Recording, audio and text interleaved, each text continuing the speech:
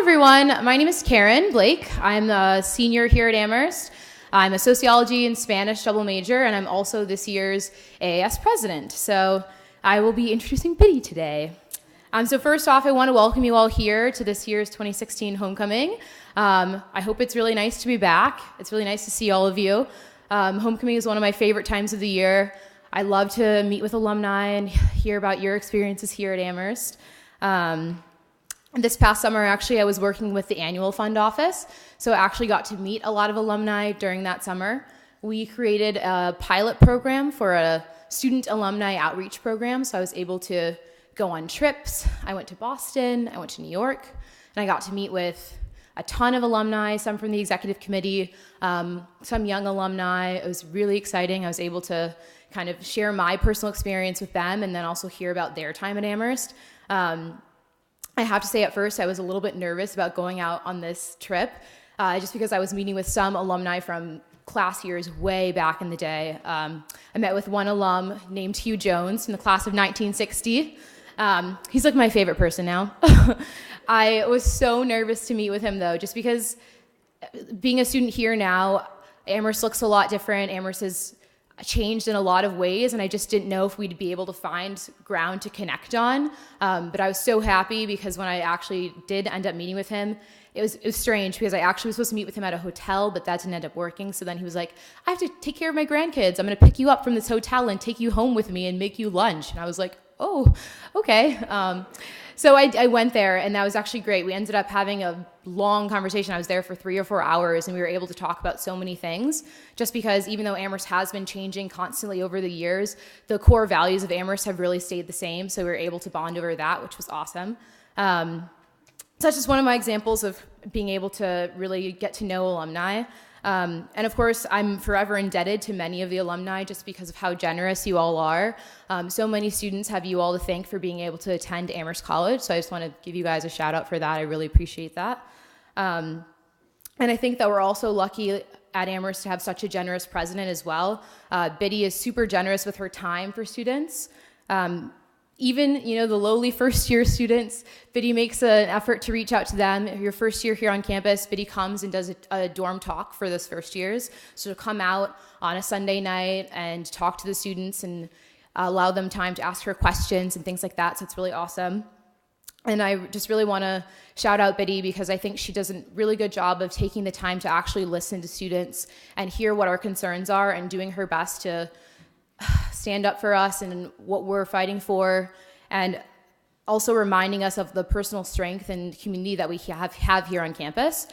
So without further ado, I want to introduce Biddy Martin.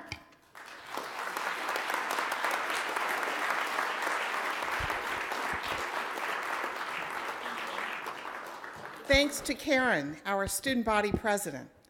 Thank you, Karen. Good morning, everybody.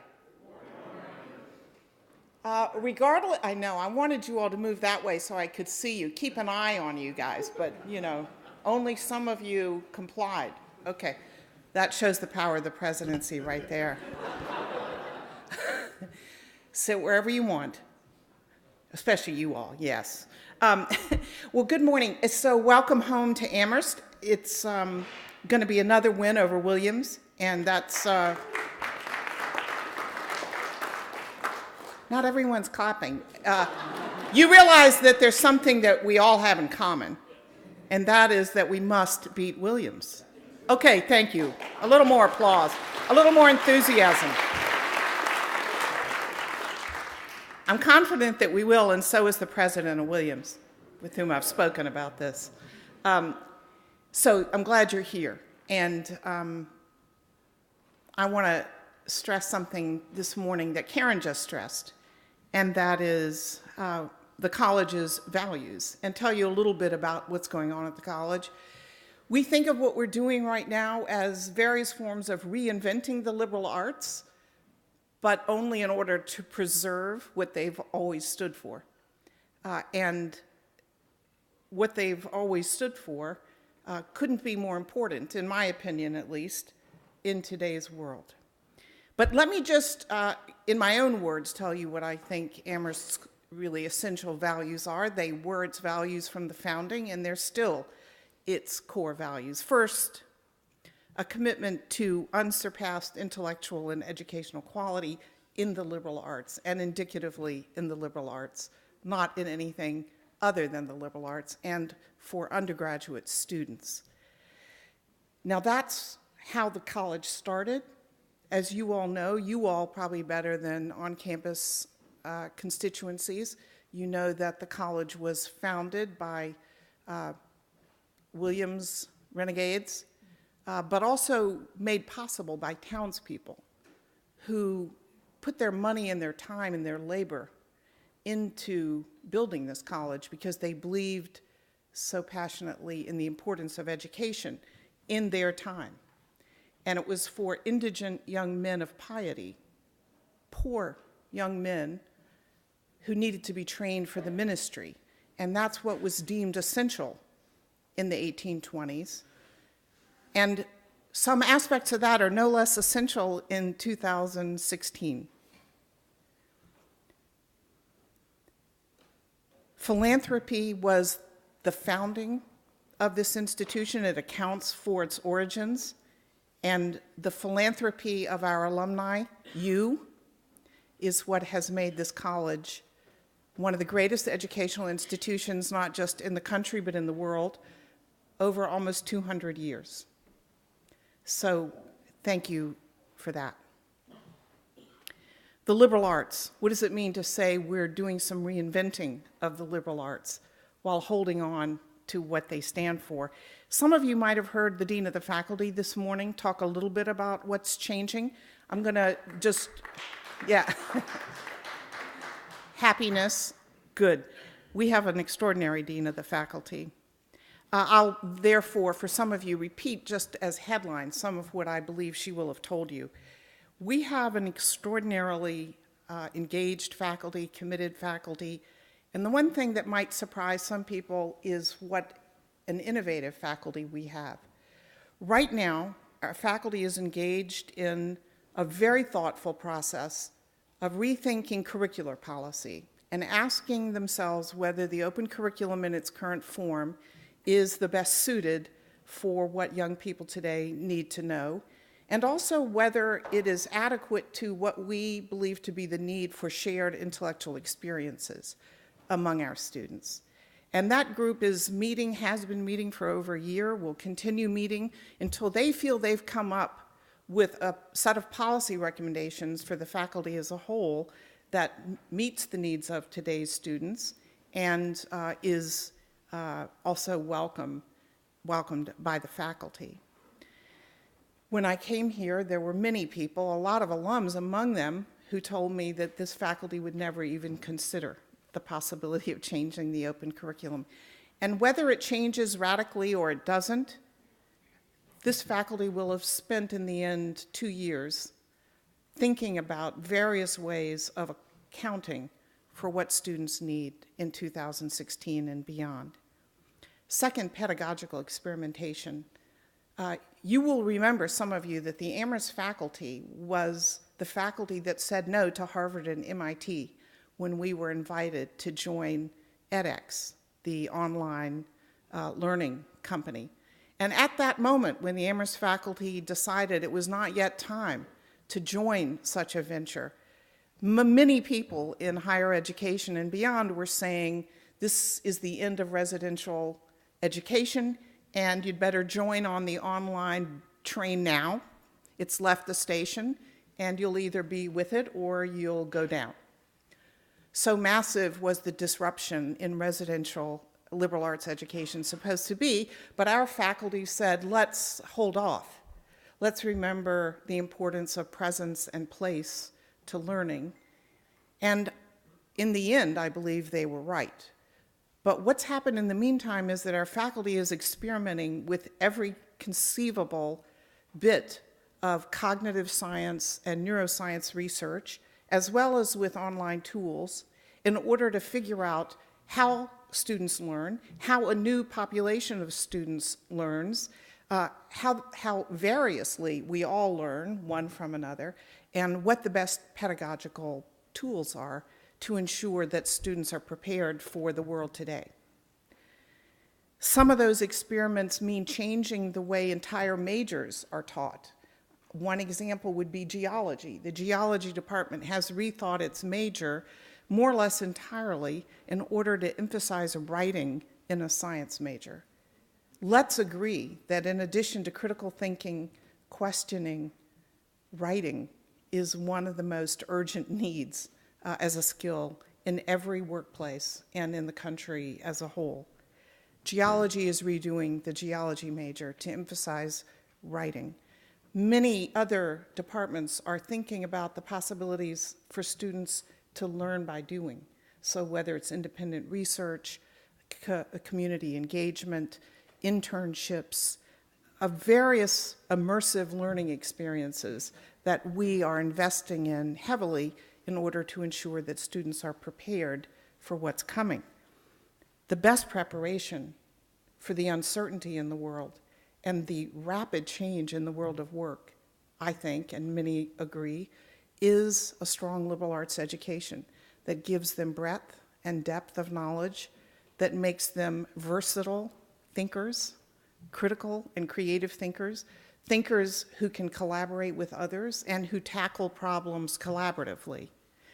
Yesterday I heard a data point that brought me up short, and that is that if we think the world of work has changed rapidly and dramatically over the past several decades, there's an estimate that up to, I think it's 30% to 40% of the current jobs will not exist in 40 years. So an education for particular jobs, while important in some sectors, in many sectors, cannot replace the importance of creating versatile, creative thinkers who can adapt and who are informed debaters about the issues that we already face and the issues that we're going to face to an even greater degree going forward.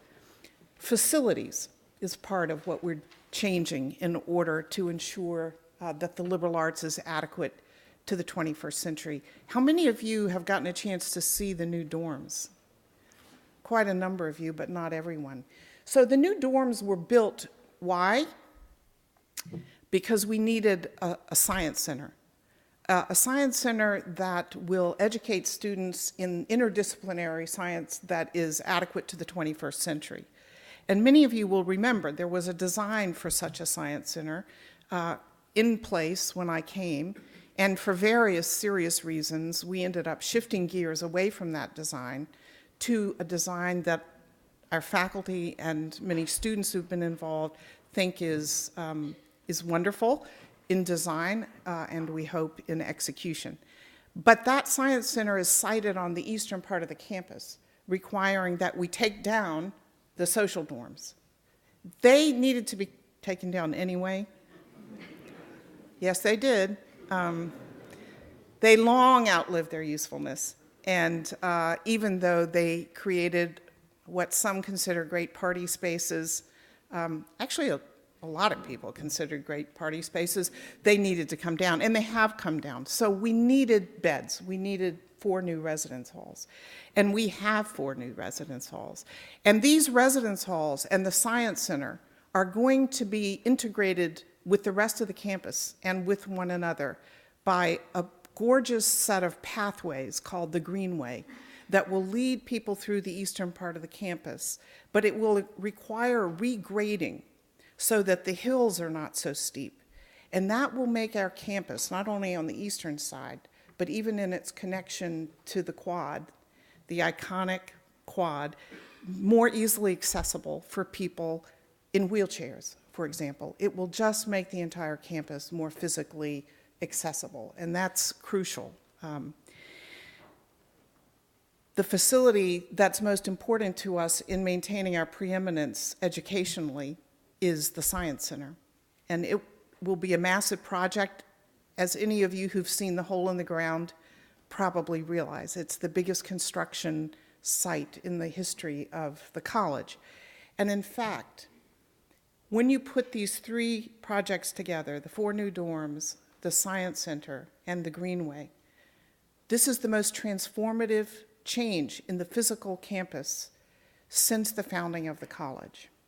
And for that reason, it's been very important to get it right, to have great planning, great architects, and to have the projects overseen by someone who could think hard about how they work together, not just as individual projects. And the person we identified and enlisted to help us oversee the projects as a whole and how they work together and with the rest of the campus, how we make the Amherst campus, which is so beautiful. How gorgeous is this campus today? What a balm that is. And we need the campus to be made more beautiful. And so we asked the dean of the School of Design at Harvard, whom I've known for a long time, to be the overseer of the architectural work done on these different projects. And he has done a remarkable job. Not always pleasing each individual architect, but always attending to the welfare of the college as a whole. Okay. Finally, in the domain of maintaining our educational preeminence, and I'm sure the dean mentioned this morning, we're hiring a significant number of faculty as many Amherst faculty retire. We have something of a retirement bulge. I've talked to you all about that before in the past. We have 14 open searches this year, which for a faculty of 180 or so is a very significant proportion. And we're looking for the best faculty, we're looking to diversify the faculty, and we will build a faculty that is as devoted to undergraduate students and to engaging with those students intensively as we have had on this faculty forever. Meanwhile, by the way, we have a lot of faculty who have officially retired, who are teaching here now, and whom we will continue to try and enlist to continue teaching a course or two. Why? A, because they're great. B, because they help acculturate young PhDs who are coming here. They acculturate them to the significance at Amherst of being a great teacher and also perhaps being a character, because Amherst is nothing if not known for characters. Okay, number one, educational preeminence. I've covered that at some length. What is the second critical value that was part of Amherst at the founding? A commitment to opportunity. A commitment to opportunity and to equity. Amherst was founded to educate indigent young men for the ministry. Opportunity has been part of Amherst's core values from the day it opened. And I could not be prouder of being president of an institution that has so outstripped its peers in its aggressive identification and recruitment of the most talented students from all over the country, from every zip code, from every group, from every background. The diversity of this student body is its strength, and we're really proud of the talent and the richness of this student body, and proud of those admissions professionals, of the faculty, of the staff, and even of students who work with admissions for doing the hard work of identifying talent wherever it exists. It exists everywhere. We reflect the demography of the country, and that's as it should be. There are opportunity gaps at Amherst once students get here that our students who took part in the protests last year identified, some of which we knew, some of which weren't all that clear to us. And the work they did, the listening that we did to them, and the points that they made wonderfully, articulately, and forcefully have helped us identify areas where there are opportunity gaps, I call them, among our students. And we're working to close those gaps, and we're making good progress. Are we there? Are we done? No, I think closing opportunity gaps is the work for all of us of our lifetimes, but we aim to make as much progress as quickly as we can in ensuring, for example, that students this is just one example, from the lowest income groups who are on full financial aid and who are also supporting family members at home, can take advantage of the many internships that are available to other Amherst students. These are often, as you all know, unpaid internships. How is a student on full financial aid who's required to work during the summers for part of their aid and who's helping family back home supposed to take advantage of internships that are unpaid? Well, we have to work hard to ensure that we can help support that. That's one example. There are many others. The third core value of Amherst: educational excellence, opportunity, and equity. And three, and this is the one I focused on the other night when I spoke to students after the election, a commitment to providing a space where students can learn to cultivate the art of friendship. Friendship, I think most of you would probably say, those of you who are alumni, friendship is one of the values that has stayed with you the longest. Your friendships with your classmates, your friendships perhaps with people from other classes, the friendships you form with Amherst alums at reunions, friendship. And as I said to the students the other night, I think of friendship as not only a private good, it is a private interpersonal good, it's essential to happiness and to well-being. But I also think of friendship as a public good, sort of in the way the Greeks thought of friendship as critical to civic virtue and democracy. The love of learning, the love of knowledge, the love of wisdom, and the love of human beings has the same root in Greek, philia, and I think we're lost if we can't reestablish friendship in the more metaphorical sense as a civic good, as a public good. And in this election season, we have not seen that essential piece of democracy functioning in the way that it will have to function if we're going to make progress. So I emphasize friendship. I think, as Marilyn Robinson said, and some of you have probably heard me quote her, I'm not going to quote her today, I'm only going to refer to the great writer Marilyn Robinson. Some of you will know her as the author of Gilead. And when she's speaking in the voice of a Calvinist minister, and that Calvinist minister is writing a letter to his son about what has been rewarding about being in the ministry, he talks about the importance of seeing in every individual human being a certain light that far exceeds the content of the conversation with that parishioner. It's the recognition of the light in each one of us and the appreciation of it and the respect for it.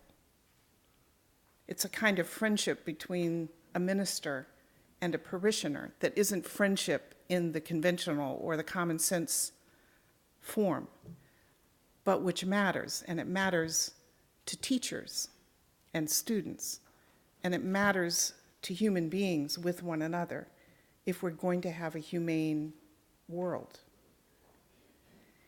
Marilyn Robinson says that college and university alumni bodies are one of the few remaining sources of community in the United States. The identification with a college or a university is one of the few robust remaining forms of community in the country. I think she's right. There are other forms, to be sure. I made an appeal the other night to the students to recognize the importance of friendship in the broad figurative sense. Respect for one another, the ability to bridge differences. And I'm making an appeal to you as alumni, too, to appreciate our students, to appreciate one another, to build, again, the kind of community that we're not seeing in the world right now, rather than allowing vitriol and hatred to be part of what we think the Amherst community too, ought to be expressing. We're going to have students protesting, I think. I can't say for sure, but I believe there was a plan for a student protest that you may see or run into when you leave the chapel. The students have a right to protest. So does everyone in this room have a right to protest. It's a core American value.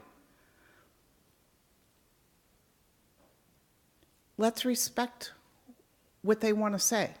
Let's respect their right to say it, whether we agree or don't agree. Let's not have a homecoming where people hurl insults at each other, and especially not one in which we adults fail to care for the 18 to 22-year-olds who have never really lived with a president as more than adolescents who wasn't Barack Obama, many of whom are students of color, some of whom are undocumented students. And when they say they are fearful, you may not think they have a reason to be fearful, but why question what they feel? They heard a lot of racism in this election season. We heard a lot of misogyny in this election season. And no matter who you were for, and we must, I believe, as Hillary Clinton said more beautifully than anyone could, we have to respect the outcome regardless of who you wanted. But we also have to respect people's right to say, given the things I heard during the election season, I feel afraid. You may not feel afraid. I'm sure some of you may feel afraid. I'm just asking you to show patience, kindness, and consideration for those who do. We're in uncharted waters no matter what.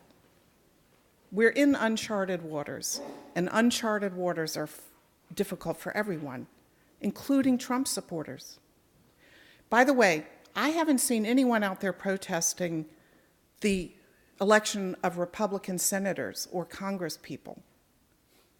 There's a specific kind of thing that people are protesting, and I think they have a right to do it.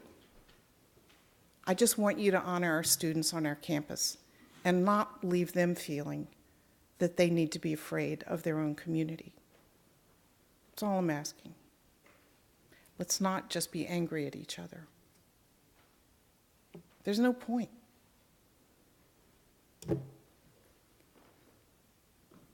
Okay. Amherst is as great as it ever was. Greater, I would think, given how much more is known, given how much more our students come here knowing, given how extraordinarily talented and open they are. They need your support. The college needs your support. Let's work together. That's my message. I'm sticking to it. Thank you for coming and listening.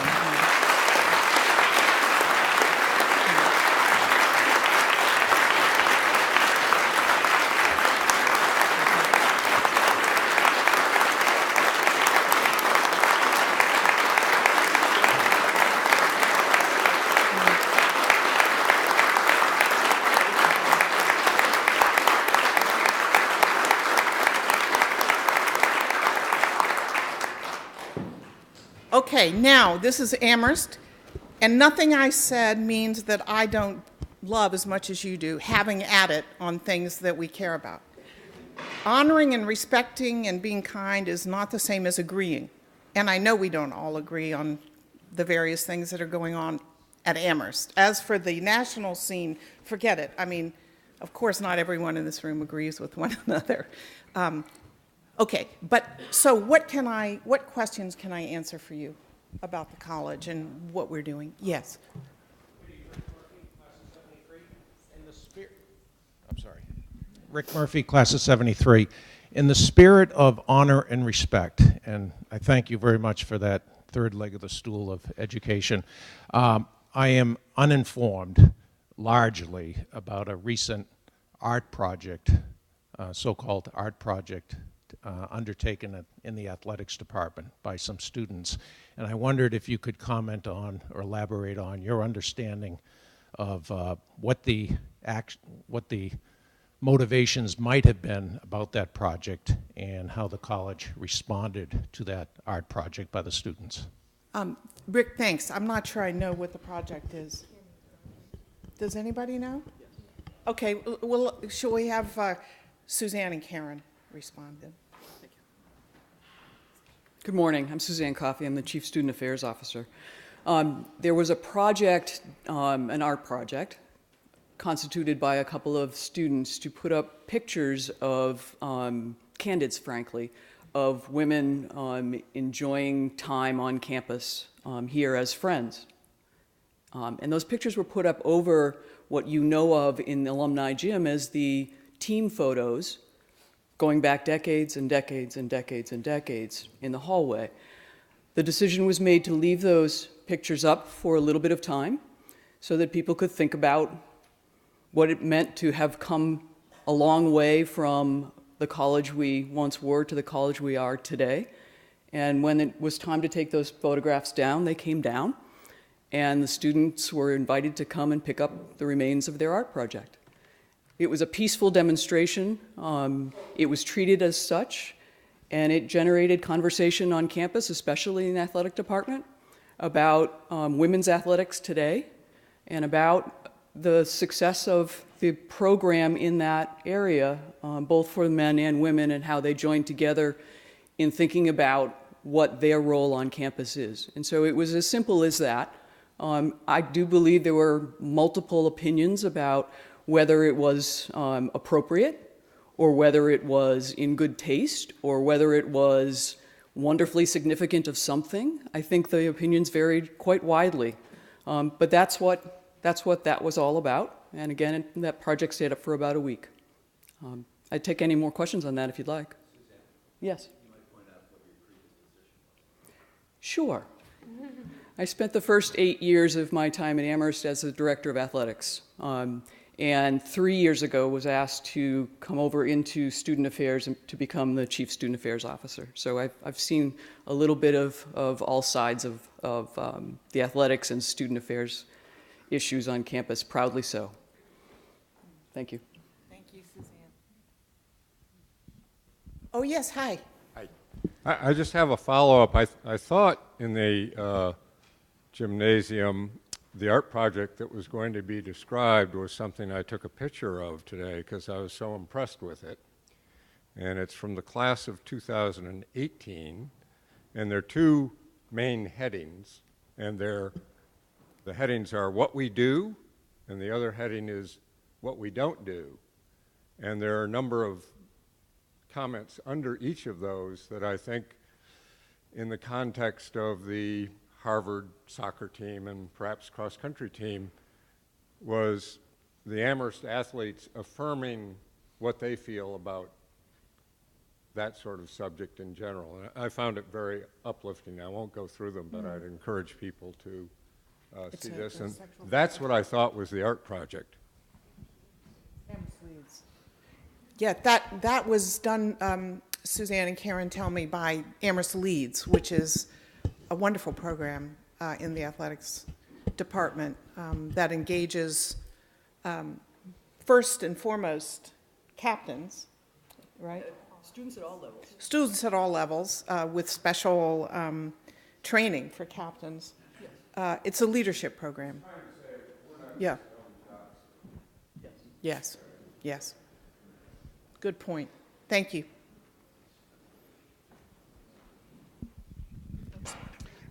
Wait, you're second.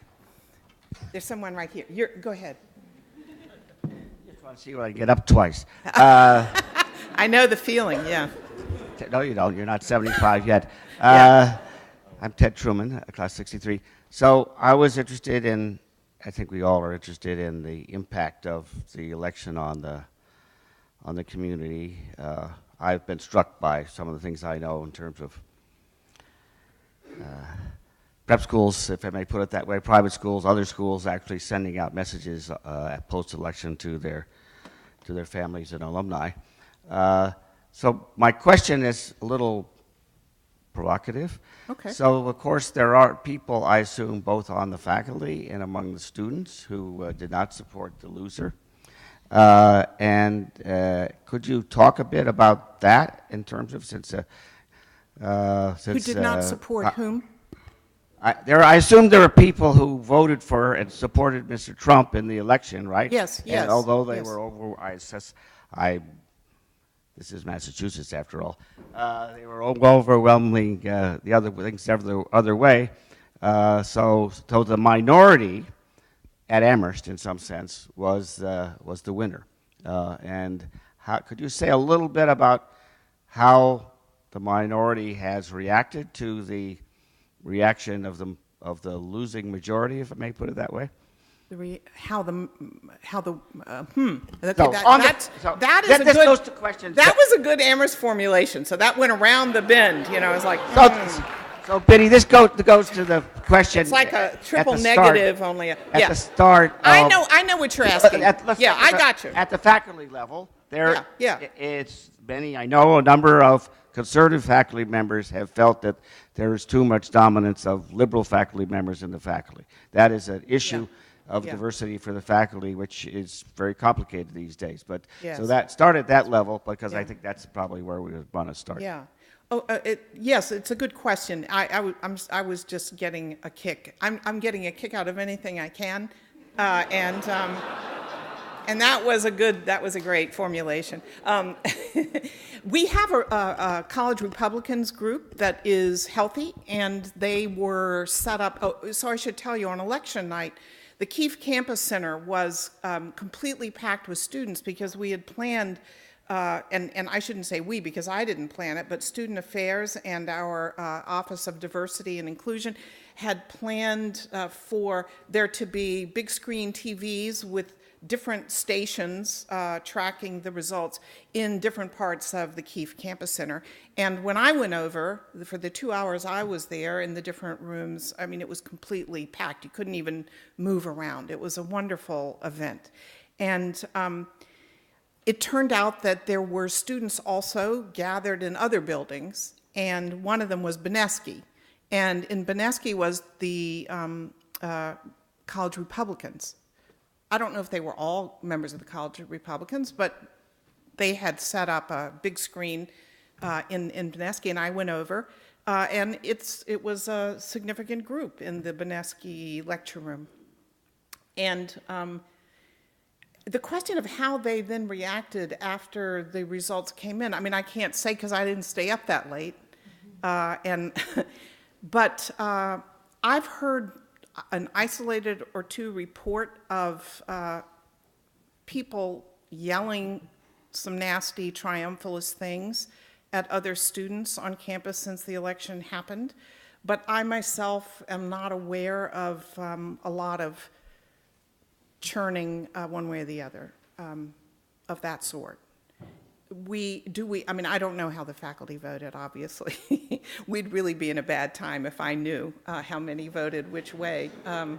Maybe at some point that will become no. If that becomes a thing, you won't have me as president. I didn't send out a memo of sympathy. I did read some of the memos that some presidents sent out on campuses. I didn't feel that was the appropriate way to go.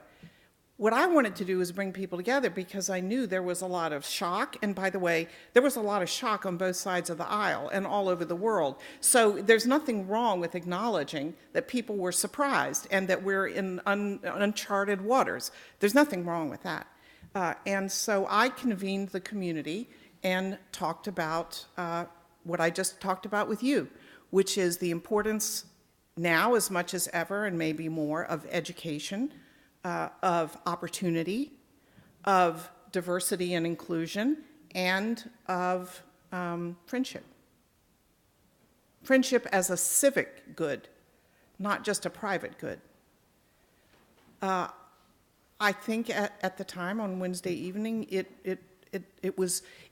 what I said is really neither here nor there, because my purpose was to bring the community together. The mere fact of convening has often a healing effect, I think. And I saw members of the Republican Club that I know, they filled those seats over there, and there were students who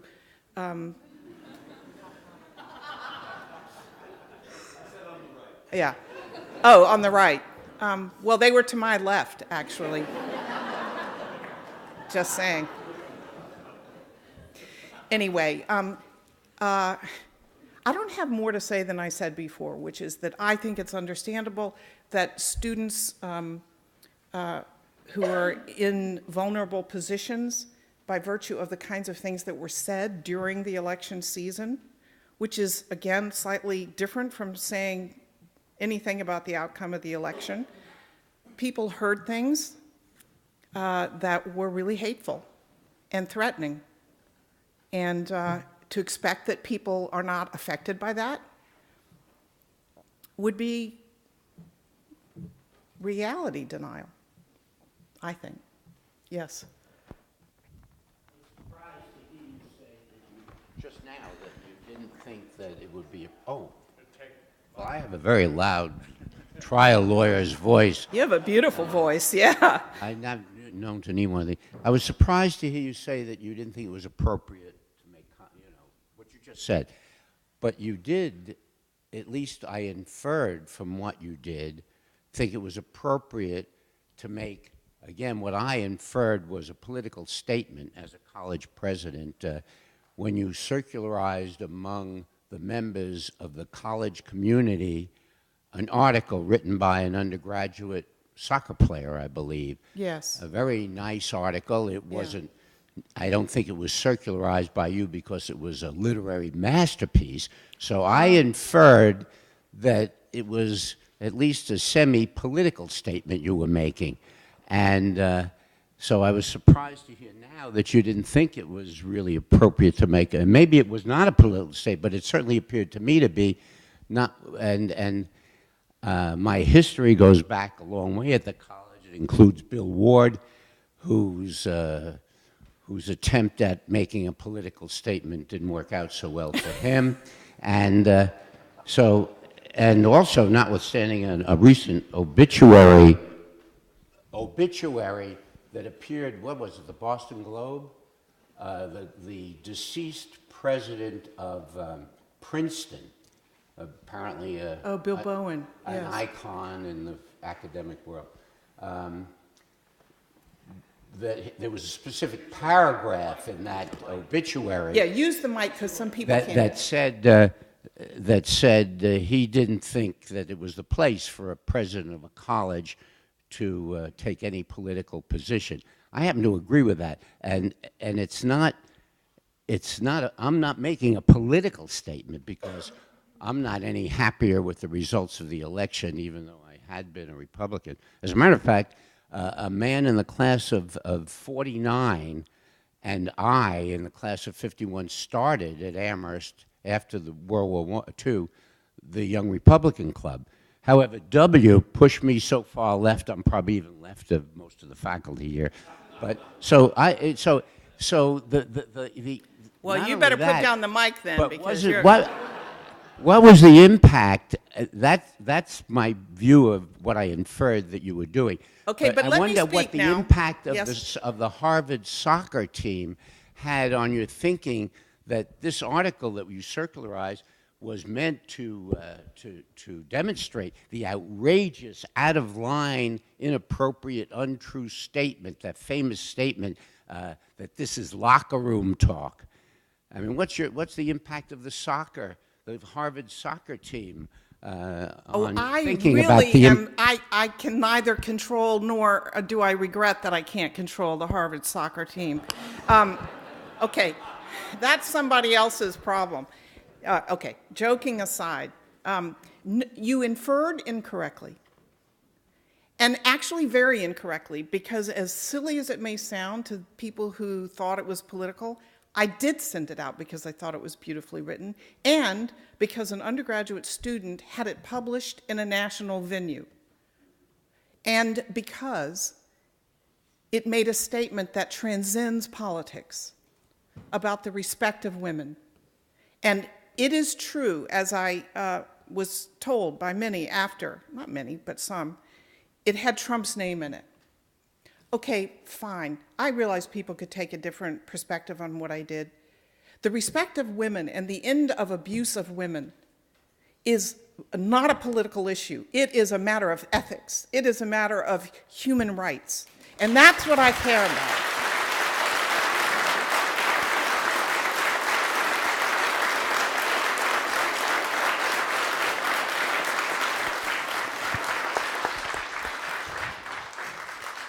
And by the way, terrible treatment of women does cross the political aisles. And I'm aware of that, and so is everybody else.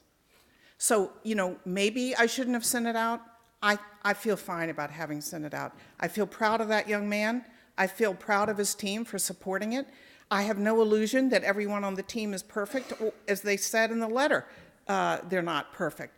But you know what? When people go to the trouble of writing something beautifully, publishing it nationally, and supporting the respectful treatment of women, then but you know what? We live in a world right now where you can't get anything right. And that's okay. Therefore, one has to act on principle and do one's best. And that's all I can do. That's all I can do. You know.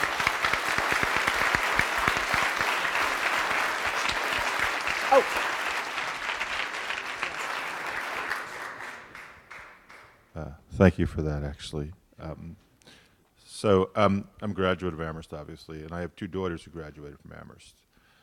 And I think one of the challenges that it's obvious is what makes Amherst special is what people learn from each other outside the classroom as much as in the classroom. That said, I think the question is how to build a community over the course of 4 years. Yeah. So the first year, dorms you come up randomly.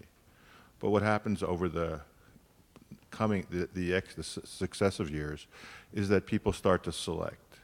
And so people start to select to live with other people. So, and I'm not, whether it be people who are, quote, physics majors or sports teams.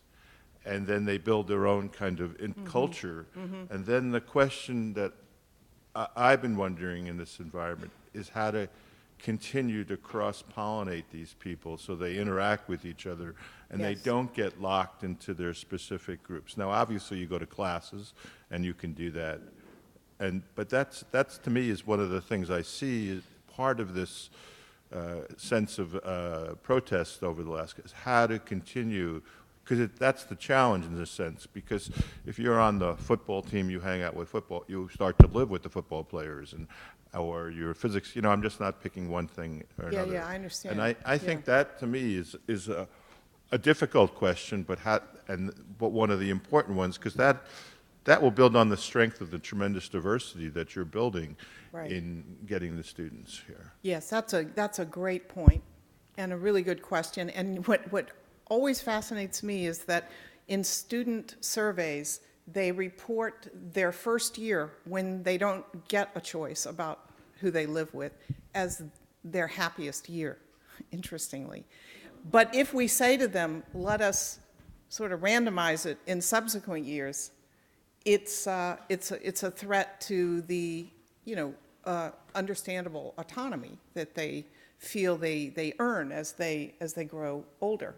And so I think not only Amherst, but every college and university in the country is trying to find the right balance, which is a new balance for these times, of student autonomy and choice and guidance, having adults in the room. And we have a number of strategies that we put in place for this year that we are considering extending and revising in subsequent years. Suzanne, the Dean of Students, Alex Vasquez, where are you? Is Alex here? Alex Vasquez? Oh, he left. Okay, well. Oh, well. Can't always count on people. Just kidding. They're working on a range of strategies, and if you'd be interested in hearing more detail, we can have Suzanne talk about some now, I think what you're doing that's helpful, all of you actually, is just pointing out some of the challenges we face. And hopefully what I'm doing is saying back to you, yes, those are challenges. We have problems we need to solve. We're working together to try and solve them. And if you have ideas, please send them. I mean, we're in experimental mode. We experimented this year with changing the room draw process so that we could have more mixing. We experimented when we designed new residence halls that are really set up so that students encounter one another spontaneously and accidentally all the time. And they mix classes, so the pattern of students living together as sophomores, juniors, and then seniors has been interrupted, and students are telling us that they love the fact now, even though they didn't think they would, of living as sophomores with seniors or seniors with juniors and sophomores. They're getting to know people they would otherwise not have gotten to know, and it's working. But those are 4 residence halls out of the whole, and we need to find a systemic ways to make it work elsewhere. Yeah, I mean, I know you really, really care, and Yeah. I know that you're making, and you're aware, this is an obvious point that you're aware of. You know, I think what many of us miss the most about Amherst is our late night conversations Yeah. with people. And simple things where maybe you brought 2 different dorms and upperclassmen together and made them have a really nice dinner but couldn't sit together with their friends and had to Right. sit and talk to other people. Yes. Those kinds of things, I think, will just embellish the intense Yeah. and great experience here. I think that's a great point, because we do now have these wonderful dinners that the students love. They're called the Pindar dinners, where students are, they come, they sit with people they don't know, they dress up a little. For those of you who worry about people having clothes to dress up in, don't worry, you know, they lend each other clothes, and it's all fun. That they are taught about good food and wine, and they get to know people. They love that, but it doesn't happen so late at night. I mean, at least for their standards. For mine, quite late when it ends, but for them, the night is just starting. So late night in the dorm gatherings, I think, is a point that is very important. You all agree? Yes. So one other quick question. Okay. So I'm sorry taking your time. So I've been I don't know what you call it, Amherst mentor or whatever for students. Yeah, Pathways mentor? Right.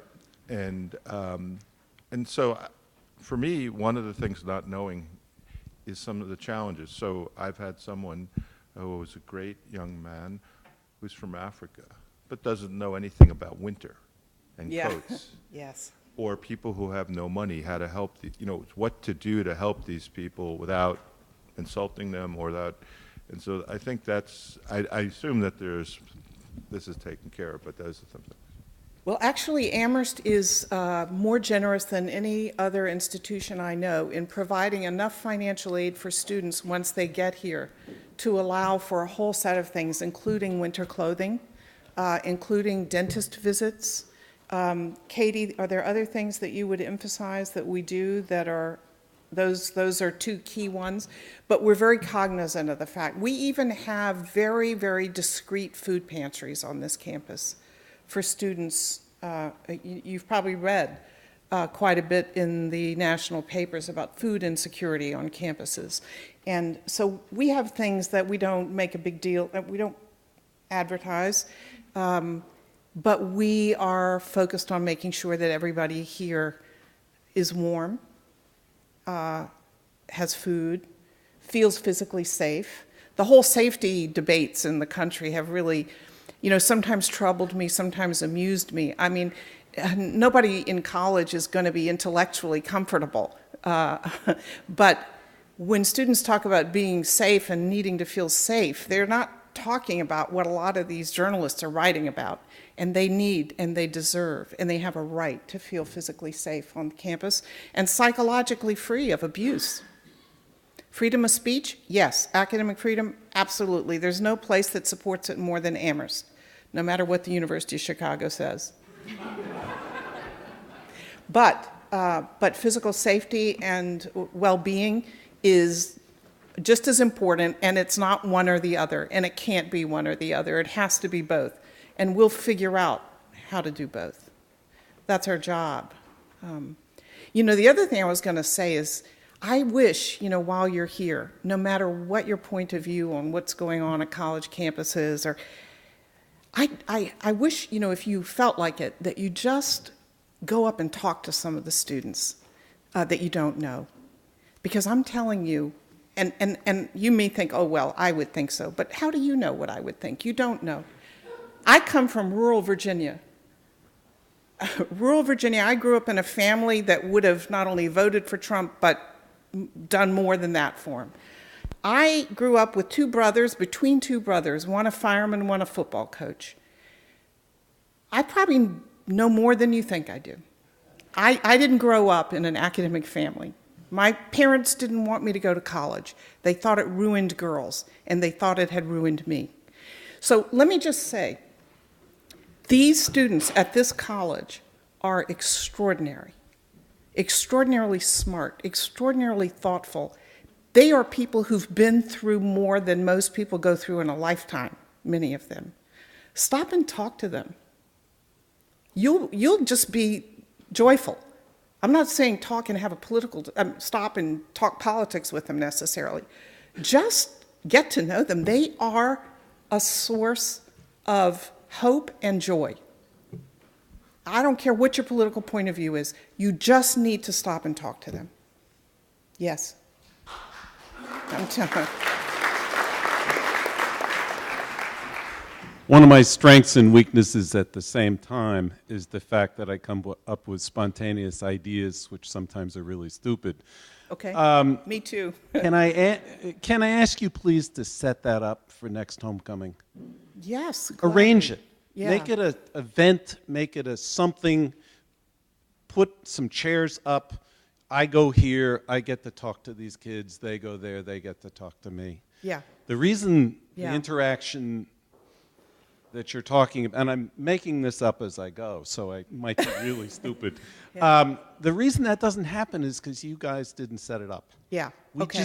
We just us old goats can't quite get to reach out. We need a little help. Okay, you are not old goats. You are the reason that Amherst is here for these students, and I can't thank you enough for that. So don't put yourselves down either. Yes, I take the criticism and the point. But it's not too late. It's not too late, because there are going to be lots of students at that football game, my friends, and there are going to be a lot of you there. And while we have to beat Williams, there are other things that can occur while we're there. In my inauguration speech, I promised that we would beat Williams every year from the time I was inaugurated until the bicentennial in 2021. And so far, it's come true. Don't let me down now. Okay. Biddy. Thank you. Wait. Wait.